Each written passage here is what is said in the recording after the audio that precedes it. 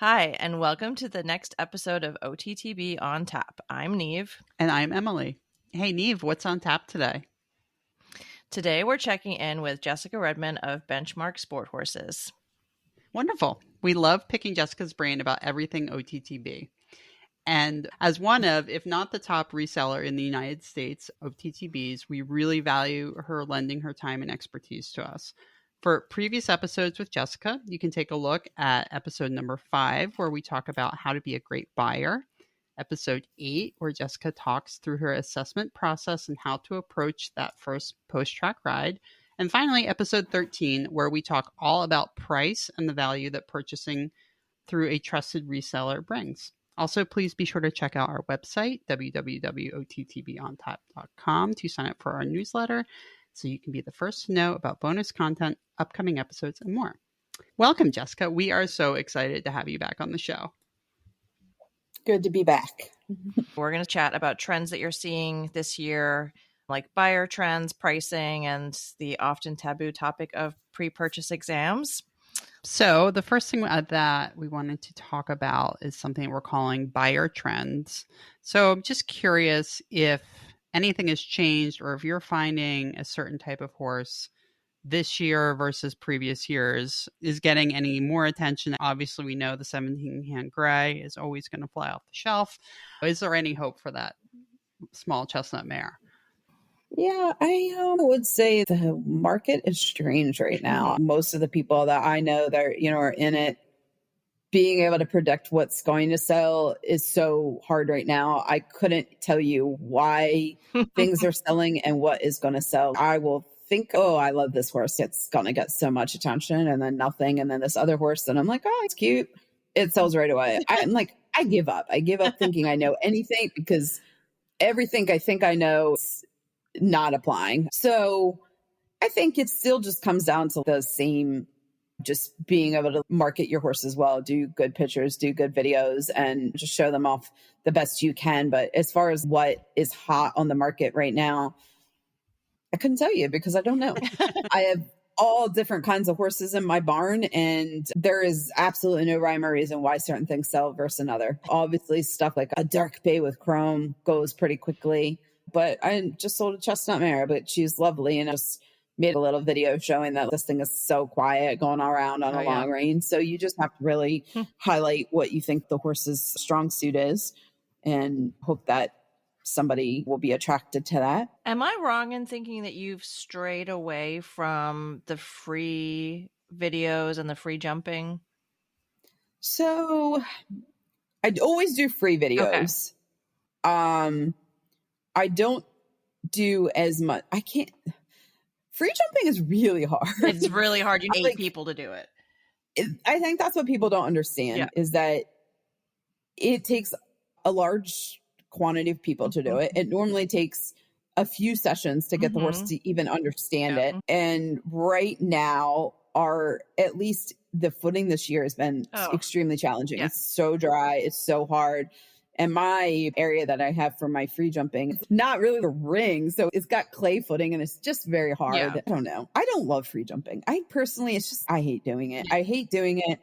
I think it can frazzle horses. I think it's challenging to do. It takes a lot of people to do. And quite frankly, it's just more time efficient for us to just get on the horse and pop it over a couple of jumps. So I feel like it's also a really good way to injure a horse that you have. They can get hurt. It is. Because it's like they don't have a clue what you're asking them to do. And it's a fact-finding mission, but I don't think it necessarily translates at all under saddle. It doesn't. And free videos also don't necessarily. Yes. So I think it's a great piece of information. And it's fun for me to challenge myself. I'm super weird, which I totally admit. I'm so weird. So when I get new horses in, I like to look at them and then guess how they're going to move in the free area. So we do a little, which one do you think is going to be the best? So it's just fun for us. And then you get to discover. But what's so interesting is that sometimes it has no correlation to how they look under tack. Yeah. And I think that's what is so fascinating about the free area is that a horse can look super fancy loose and really not be fancy at all under saddle. Yeah.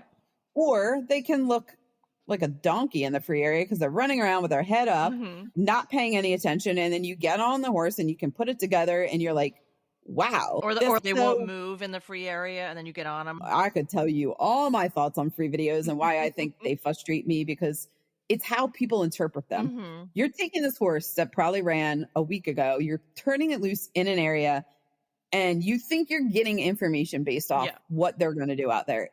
It's a total bunch of crap. That's all I'm going to tell people is it means nothing. What that horse bucking, running, doing, it rarely has anything to do with how they are to ride, work around. They all get out there and look like weird horses. And people are like, oh my God, the horse cross-cantered.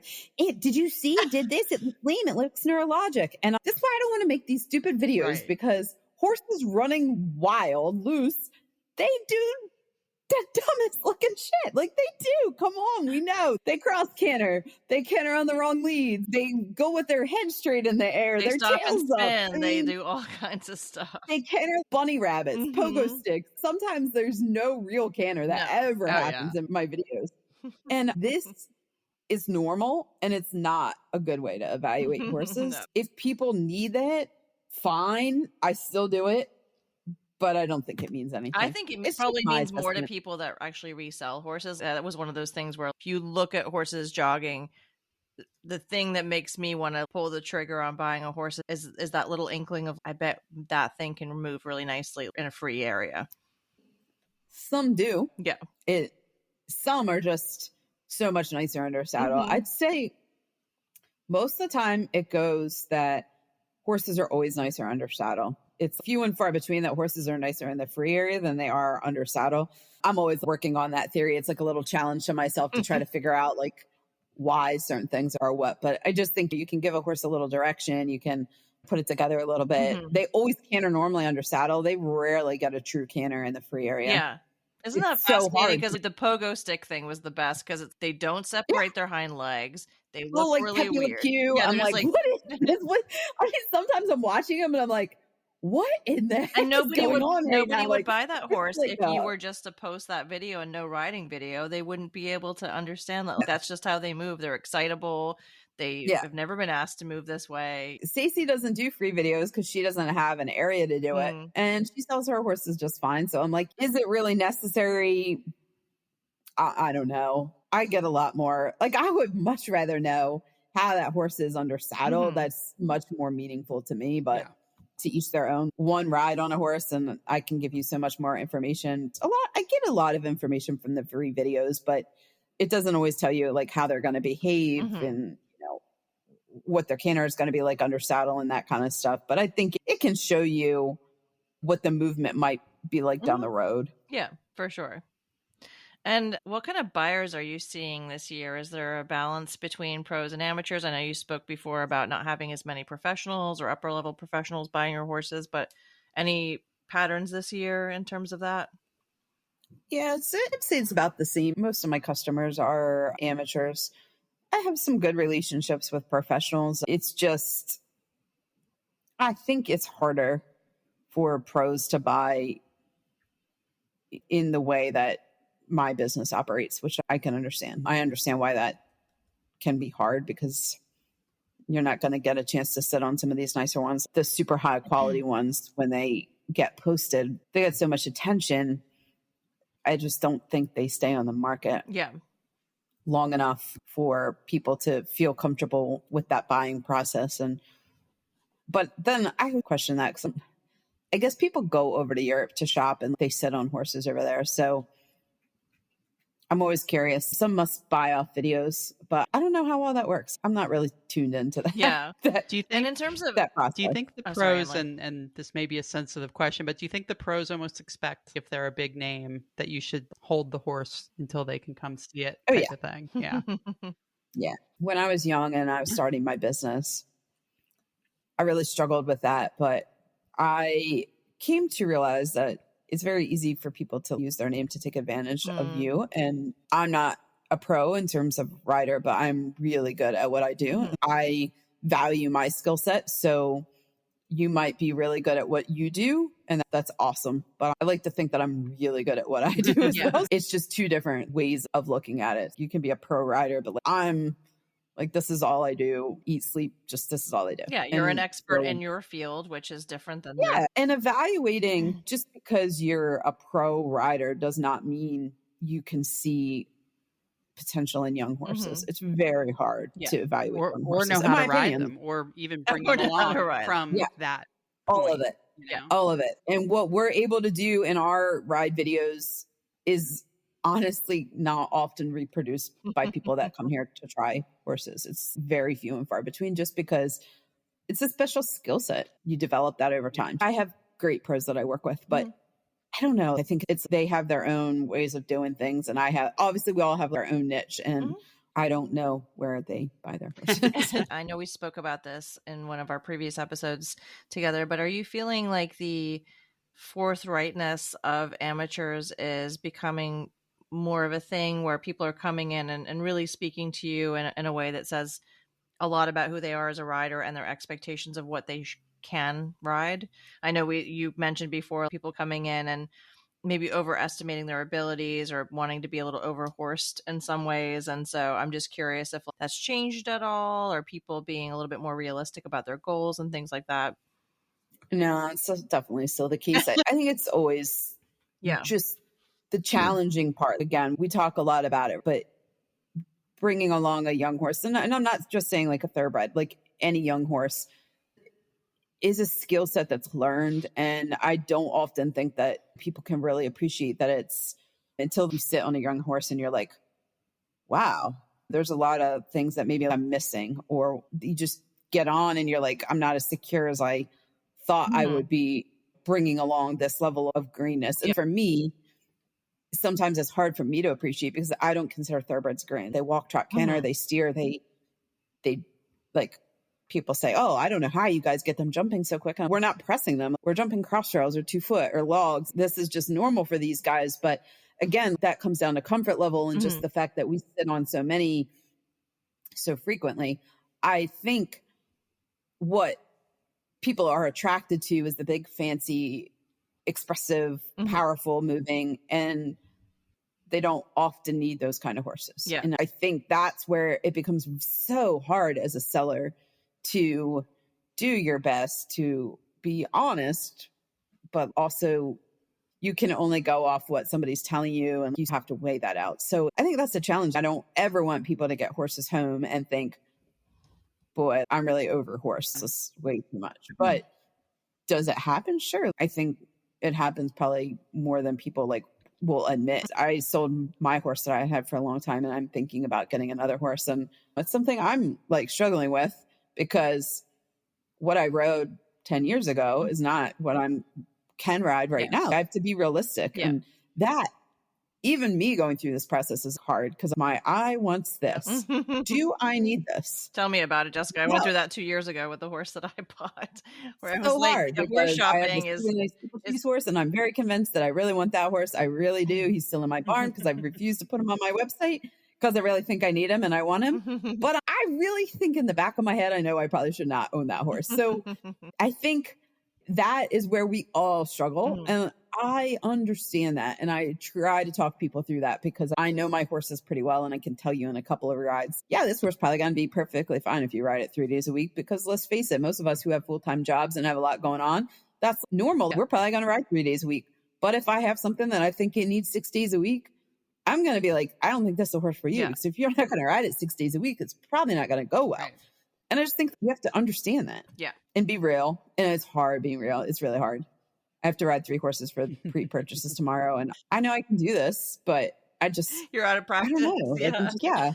Not the same level of cocky confidence that I had. You know, it was helpful when Emily and I did this together, because Emily was a professional and I was the very much an amateur. I'd be talking to the potential buyer. Sometimes they would ask me, is this a horse that you've ridden? Because they knew the roles that we played. And sometimes I would be like, no, this horse is not for me. And I think I downplay any ability I have in that regard. But I think it's really important to go into those scenarios and thinking about your lifestyle. Do you have a good trainer that you can reach out to. And it's a shame in a way that you can't have some sort of binding contract where you can be like, you said you were going to put this horse in full training and you did not do that. Yeah. It turns into a messy situation. I had one of those not too long ago, and it's uncomfortable. And yeah, I still think that I did the right thing because it was very in writing, and it was in emails, and it was in text, and it was in a phone call. It was like, hey, this is a really nice horse, but this horse needs this. And I don't know how I could have done things different than what I did, because I felt like I tried to do everything I could to show the horse and talk about the horse. And some people just see big and beautiful and fancy, and it just overrides. Or maybe they don't stick with that program that they tell you that they're going to do, or maybe their trainer really isn't that qualified or that good. Like, there's so many scenarios of where it can go wrong, and it's easy to place the blame on the seller or the buyer in some situations. Sometimes it's just horses. It didn't work out. I've seen plenty of horses go from certain people's programs where they were really good horses and they end up somewhere else, and it turns into this nightmare. And there's so much blame passed, and you go, sometimes it just doesn't work out, and it's somebody's fault. And I think the important thing in that conversation is thinking about the horse first, and wondering what has changed that has made this horse so different than what they tried, and things like that. And environment plays into that. There's just so many factors. My barn manager likes to say that you don't take home the horse that you tried. It's very rare that the horse that you tried in the situation is going to be identical when you bring it home, because there's no way to replicate its experience in its former home. That could just be a turnout or field dynamics, or yes, I think a lot of things are going to be true, but that you can't expect for it to be exactly the same as it was when you have to be patient too. I think people expect things to just be easy right away, and not all horses are like that. I get a lot of horses that I really like, but it sometimes takes a couple of weeks of us riding on them for it truly to come together. And I think when they get into their new homes, is that behavior that we first saw going to crop up, or have we fixed it completely? And sometimes I don't always know, because I'm like, it's been going so good here, but when it first came, it did X, Y, and Z. So I think it hasn't done that in so long that it probably won't. But it could. Horses are individuals, and I think new places add a lot of stress. Again, I am thinking about this Irish steeplechase horse. He ran the day before I got him, and he's really weird with the mounting. And Irish horses that come from Ireland, they're just, I don't know, they're very strange individuals. I've had a bunch of them, these imported horses, and they do things very much their own way, and they're just unique. And I really like this horse, but I'm like, I think you're messing with me a little bit. Like, I do. I think he knows exactly what he's doing, and he's like, you don't know what you're doing, so I'm going to try this. And then I have to sit there and think about whether he is deliberately being a punk, or is he really anxious? So I'm trying to figure out how I'm handling this horse. Like today, and we do all these weird things like to accommodate our horses that most people wouldn't think about. So when they're anxious about the mounting block, this horse doesn't like treats, so treats don't work. So we are giving him grass. So I feed him grass, and Stacy's getting on. And most horses, you would just walk off, right? You get on and you walk them forward. No, this horse doesn't like that. We let him stand still, which is against everything that I normally do, because most thoroughbreds, you always just walk them off. That makes him more anxious. What works for him is you get on, you just sweet talk him, you give him a little grass, you tell him he's a good boy, and he's like, oh, okay, I'm a good boy. He's fine. I don't know what went on with them mounting, whether they were just flying up and you just put going, your foot on the stirrup and he's like, gone. Probably. And you're like, whoa. So again, it's what people know. I don't think this horse is bad. I just think we don't know him. We're having this get to know each other session. And I consider that to be normal stuff, but would other people think that's normal? Because these are the things that you just go through. And it's also tough when it goes against all of the things that are in your arsenal of tried and true tricks that you use for problem solving. And okay, this one's a little bit of a head scratcher. Let's think outside the box here. Like you said, every part of you wants to just lead the horse forward and get it moving, but maybe he was just walk me forward. And we did it once and then it didn't go well. And I was like, let's just stand here for a minute and let him breathe. And funny enough, I had another horse from Ireland, another imported steeplechase horse that was the same way. He was the same way. If you just let him stand there for a second and think about it, then he'd walk off fine. Otherwise, if you try to walk off, he would just rodeo bronc. Oh my Don't ask me why. Don't know. We worked him through it, but it's like, why? Yeah. I don't know. Yeah, that's kind of you know, and weird. horses are individuals. So it's, you have to figure out what makes them tick and not expect them to adapt to your program, but you have to adapt your program to them. Yeah. And that's hard for some people. And so that's what I think sometimes I say in that first ride, I can give you so much information because most people would not want to work with this horse. Yeah. But then I think I've read a lot of articles about Bruno that Boyd rides. And he said when he first got that horse, he couldn't get on that horse. Oh my God. His previous rider did fine with him, but his groom has this special routine just to get Boyd on that horse. Oh, wow. I'm like, that's fascinating. Yeah. And they've talked about it in interviews. And I'm always like, see, that is what I want to know, that these horses that are like running around the top levels, they have their quirks just like everything else. Oh my gosh. I remember there was an upper level horse, Fabian. He looked a lot like my bomb. He's a big black Oh, horse. yeah. He had a little emotional support mini that Yeah. went everywhere with him. And I remember being at Jersey Fresh and being like, oh my God, there he is. Because you just see the groom walking around with the little mini with her. And I was like, oh, he can't go anywhere without him. It's so cute. I wanted to ask you if anything has changed in terms of your turnaround time for horses at your farm. How long are you tending to hang on to horses these days? I think the market is a little slower right now. I saw your comments about it being an election year. And I think that definitely is the case, that it's slower. I always keep a close eye on my books. And it's interesting because I'm selling probably less horses, but for higher prices. So that's interesting to me. But I think that's because the price point of horses coming off the track is so high. So you have to adjust for that. So yeah, I do think they're staying a little bit longer than maybe they had in the past. It just depends on the horse though. Certain horses, can't keep them in my barn. Some horses, they're here for a month. Don't know why. No rhyme or reason. I mean, I feel like even if it sounds like at least it's balancing out for you, because I have heard that about election year, people are being more conservative with their finances and their spending. But if you are selling less but for more, hopefully it still works out and everything balances out in the end. And then our next topic is always controversial. Dun, dun, dun. How are you finding pre-purchases to be going this year? We haven't really, I don't think we've really touched too much on kissing spine. Is that still a big concern with buyers? Oh my God. It's Where do we begin? tough for me.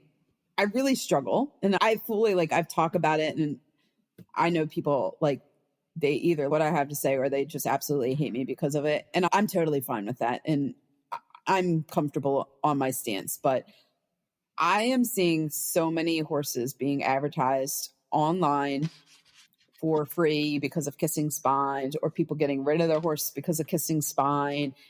It's a hot topic and it's a huge thing. And I don't think it's going away.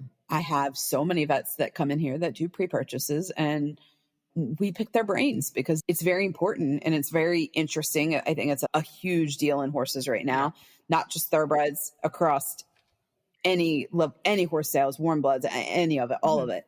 It's where people are focused. It's a huge thing. If a horse has an issue, it's got to be its back. It's gotten a little out of control, at least in my views. Most of all these really good sport horse vets that are coming in are just saying that horses that are asymmetric, it often doesn't mean anything when they have changes in their back. It's not to say that they can't or won't down the road. So I think that is what becomes difficult to assess, right? Is you are coming to do a pre-purchase on a horse that is sound and not showing any symptoms, has no back pain, is using its neck, using its back, using its top line at the date of their pre-purchase. But you take these films and holy crap, it's got 4 spots in its back. What does that mean? What does it mean? And the research isn't necessarily there, I think, yet to say what it does mean for horses in the future. So I think that's the problem, is that we can appreciate that. I don't know, what are they saying? 80% of horses have kissing spine. Okay, that's a lot. And people just think, oh, it's a thoroughbred issue. No, it's horses in general. So was this always there? Are we just now more focused on it? What does it mean? I don't know that there's enough research to say what it means. I know. I wish we could fast forward till 10 years down the road and have more of those factors and rubrics to create some sense of it all. Because you're also thinking about, are we talking about from the wither to like the first couple of vertebrae? Are we talking about in the middle of the back? Are we talking about just behind the saddle? Which one of those things? And it's very objective, and there's just too much gray area. And there, like you say, there's just not enough information to make it such a polarizing issue for people. Yeah, and it's challenging because especially the pros and people at the upper level, they don't want to go around being like, yeah, my horse has kissing spine, because who's to say that they won't have to sell that horse at some point? So I think it's a bit of a taboo subject for all of those of us who know this horse has kissing spine and that horse has kissing spine, and it's competing and it's doing all these things and it's not having any issues. How do we balance the fact that most horses have kissing spine with these vettings where people want a perfect vet? Yeah. I don't know. And I don't know what it means for the industry and for horse sales. I honestly don't know. I've heard so many people that are so frustrated and so stressed about it because they feel if the horse has kissing spine, that it basically has no value and it's almost like an untouchable horse. Yeah. It's so wild to think about. And what do we do? So we just euthanize all these horses that have kissing spine? Because that's what I don't understand. If all these horses have kissing spine, and what do we do with them? As a whole, the horse industry has to decide, are we going to accept that these horses can go on and have careers? Or are we just going to say, like, no, they can't? I don't know. Yeah. And I think that also there's an idea in most resellers and breeders and everything else, is this a fad, so to speak? Is this something that is just of the time? Is this something that 10 years ago nobody even thought about because nobody was x-raying backs? Was it there and nobody even found it? And so there is a little bit of that. Not knowing sometimes is better than knowing. I don't know. In that realm, do you find that buyers are being more or less picky outside of even kissing spine?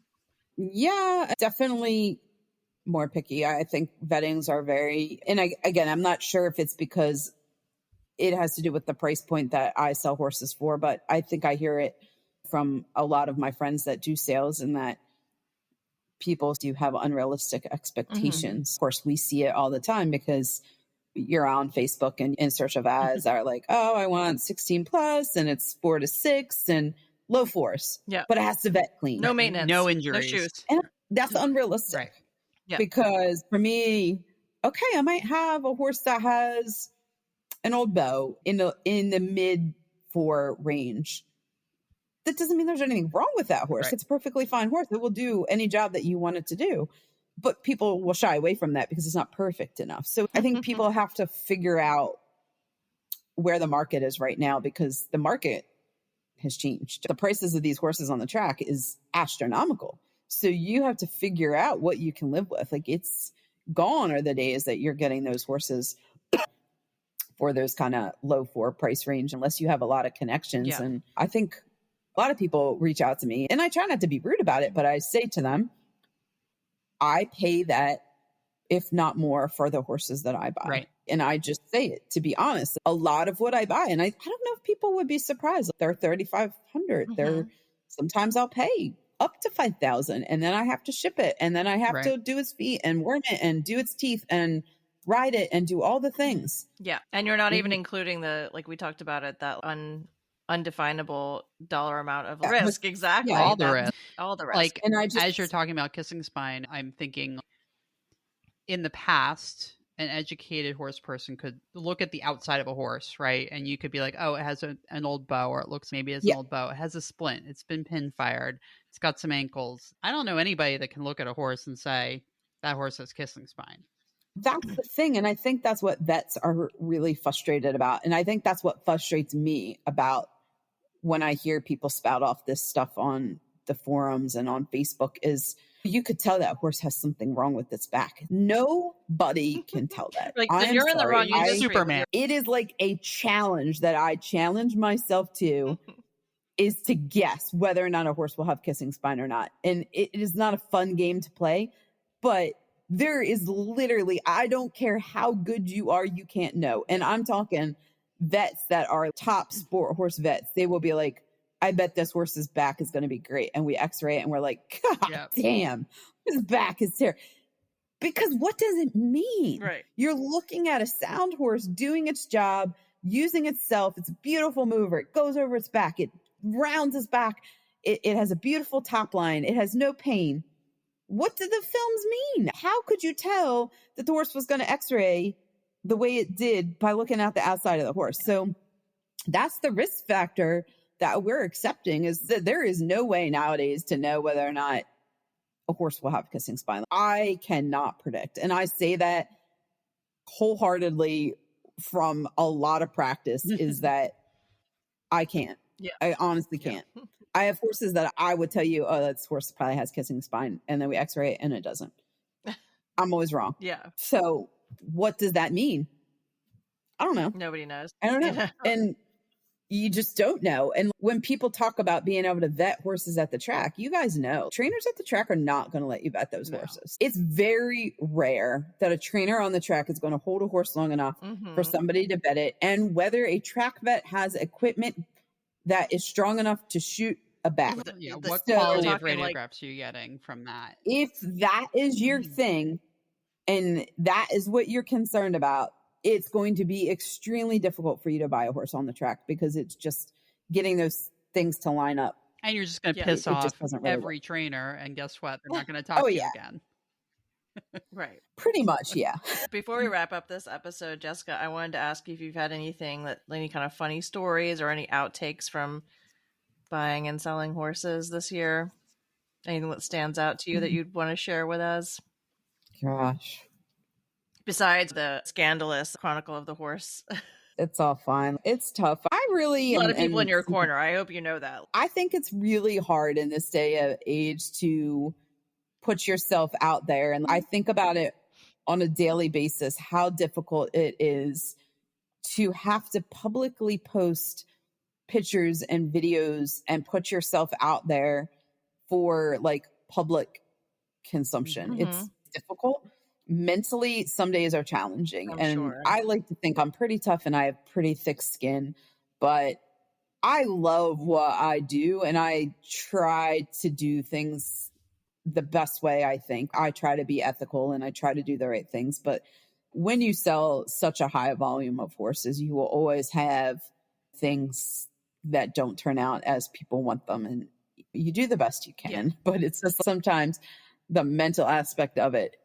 It consumes you. I have to try to stay away from it because I can let it get to me, which I try not to, but inevitably you want to know what people are saying about you. In some ways you have to know because you want to be better. You always want to be You're always growing better, and everything. But then you also have to think, these people don't really know. Like half of the people that had negative things to say have no idea who I am. They've never been here. Everybody's very brave behind a keyboard. Yeah, I do think that a lot. And I try to stop myself when I start to criticize other people. And I think you don't know that situation. So I think sometimes you have to step back and think about that. Because again, it's hard. And buying horses, the people that I interact with, I think it's so many different types of people. Racetrack people are so different than sport horse people, and straddling that world and doing that, it can be challenging, making sure that you keep everybody happy and do all the right things. And I find that part sometimes very challenging, because the way that the racetrack world works, I just think most sport horse people just have no. You're saying about how taxing this can be. Just in a regular sales program, say you've got 20 horses for sale over the span of a year, the mental and emotional fatigue that resellers take on, even in a small program, is enormous, because for every one horse that you have for sale, you might have 25 people inquiring about it. And you work a full-time job on top of running this incredibly successful business. And I don't think that's appreciated when you have those couple of naysayers and people that want to be online bullies, realizing that you're already probably so mentally taxed and fatigued by just trying to run a business that those negative comments really make you wonder why you're even doing this in the first place. It does, because I love the horse part of it.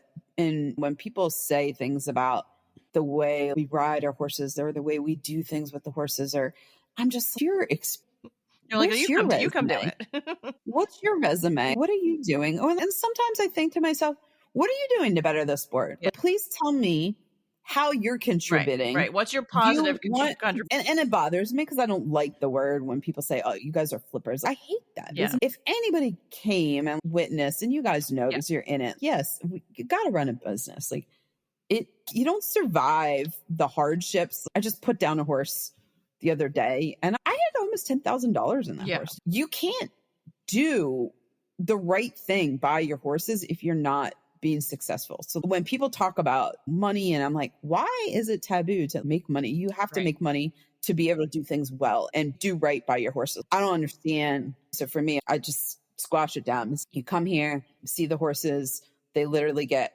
anything they need. Like they go as fast or slow as they need, and everything gets done the right way. If I don't think it feels right, then it's not right. And it's just the way I believe in doing things. I just think people don't know. It's easy to think something about somebody or a business, and you probably only know a fraction of it. And I really love reading about these interviews that they do with these upper level riders. I find it fascinating because we don't get to see behind their businesses, because like they don't have to put stuff out as publicly as maybe it's a so sales curated business does, right? and it's all So it's so cool to hear. I love reading about a lot of the British riders. I think their social media, I find it just fascinating. They talk about their horses. They're so open about how naughty their horses are and how badly behaved and all the things that they do. I just think it's so cool because it's like something we can't talk about in like sales. I don't get to talk about how a horse started out like this, but then it overcame this, because being in a sales business, it's going to come back to bite you. Stuff out there for public consumption. I do think like this, there's a push towards more transparency amongst all horse industries right now. And I really hope it keeps going in that direction, because I think it's very powerful. And I think it does help fill in the gaps for people's imaginations to know a little bit more. But you're always going to have those people out there that you are. And it's funny to me how people get so offended about the prices that we ask for our horses. I'm still like, I just don't understand it. Nobody would think twice about a 17 3-hand warm blood selling for $30,000. But if I advertise a horse that's 1 week push track, that's beautiful and fancy and 17-3 for low fives, it's like, how dare you? Yeah. And I'm like, what? This horse is fabulous. There's just like this group of people that's just, just can't seem to get over what thoroughbreds can be sold for. And like, it's something about they just came off the track, and that's absurd. And you're just thinking, where does it fit in with the current horse market and the pricing and with other breeds of horses? And they do some crossbreds here and there, and it's unbelievable how much those horses sell for. Very normal. Like not even that great of a move. And the demand is just insane, and the prices are just normal. So I think we still have a long way to go when it comes to that. As far as like the resale side, the track prices are definitely up. I still find that a lot of my fellow resellers are really struggling to get the prices. Like, I don't know. I think it's like the fantasy part of it. When you're buying something from the track, it's an unknown. There will always be an appeal to that because limited information, it just excites people, and it's the way it is. I understand. Again, big risk, right? Some of these horses, I'm like, oh, yeah, I like to think I'm good. I'm not that brave. I don't think I can do it. Could you guys do it? No, it's funny because even I've been tempted to maybe try and get something to do for the RRP makeover next year, and we'll find one we like, and it's $5,000, and I'm like, I'm not doing that. I like to think I'm pretty confident, and obviously I do this all the time, and I'm just like, I don't think I'm this brave. I'm not sure that I could do it. And now if you told me, if you were able to show me like one ride video, I'd be like, yeah, I'm on board. But I know how many things just how many factors are involved. I'm finding it fascinating because I look at some of the horses that are selling off the track and Yeah. somebody's out there buying them. And that They are unknown goes selling. both ways, right? And I feel like the unknown so many times, yes, you might get to unwrap your Christmas present and it's spectacular. There are so many unknowns that you Sometimes. don't get to do. And I walked down this morning. I have all these new horses that just came in and I'm dumping in grain. And I went, that one's cribbing. Oh, no. And I was like, sometimes what people don't understand, and I don't know why this is, that horses can be here for sometimes a week before they start to crib. And it makes me bonkers because they don't crib and then all of a sudden they start cribbing and they're like, well, you said it had no vices. It didn't last week, but now it does. Right. I don't know. Could it be ulcery? Yes. But I also think once they start to do it, it's just, and then you're like, did it really crib or was it not really was cribbing? Did I really hear that? Yeah. Stuff like that. Because people have hard rules. And what you don't understand is that most of the time, you don't get that information about things on the track. The environment makes a big difference too. It's maybe it didn't do it at the track. Maybe it does it now that it's in a barn full of horses, and you never know. Yeah. And sometimes what is important to sport horse buyers would never cross the mind of a race trainer. So they just don't think it's important because like I had a horse that come in and he's got a big sarcoid on his neck. They didn't mention that. Oh, interesting. For them, it's probably no big deal. Again, I don't think it's a big deal either, but I think some people would be taken back by that. Or a horse that's pin fired, right? No big deal for me. I'm just like, whatever. Right. But I understand. But when I put that online that the horse is pin fired, people are like, ooh, I don't like that. So all those little things that a race trainer might just forget to mention because part of their world and they just think, oh, this is normal. Right. They're not being dishonest. It's not what they're exactly their language. Yeah. I bought the one horse and the guy called me. He's like real nice. And he goes, just want to let you know, sometimes when I go into a stall, he'll sideswipe at you. It's very unintentional, but he was super nice to just say, FYI. Now the horse hasn't done it at all, probably just because he's turned out now. But he was like really nice to be like, hey, I don't think he'd kick you, but he might do this. And I didn't want you to be like surprised. Most of the time you never get that information. No, it's really refreshing. And I just want to bookend our whole conversation here by saying, in terms of the people that do have critical feedback for you and things like that, that the future of the thoroughbred, the off-the-track thoroughbred, won't exist if it isn't for resellers. So for the people that are quick to jump in and form criticism and have strong opinions about resellers around the country and around the world, the thoroughbred will die out as a breed if there aren't people that are taking care of it from start to finish. And so I caution people to be a little bit more thoughtful about doing things to draw negative attention towards aftercare and for thoroughbreds, and to make them think, like you said, maybe think about a way that you can positively help the thoroughbred aftercare industry and not just find a way to attract more negativity towards it, because it has plenty of negativity already. The thoroughbred world has plenty of that already. And I think so many of us are trying so hard to shine a positive light on the industry as a whole. And I think that's why we're here. That's why you're here. And I just really want to implore people to continue on that trajectory. Yeah, find some good to do. There are so many good people out there, and I always am just trying to draw attention to what these horses are like coming off the track, and that they're incredible. And these people have done an unbelievable amount of training, and they make my job so easy. And I just think people more than anything would be shocked to see how well cared for, trained these horses are, and how easy they are to restart.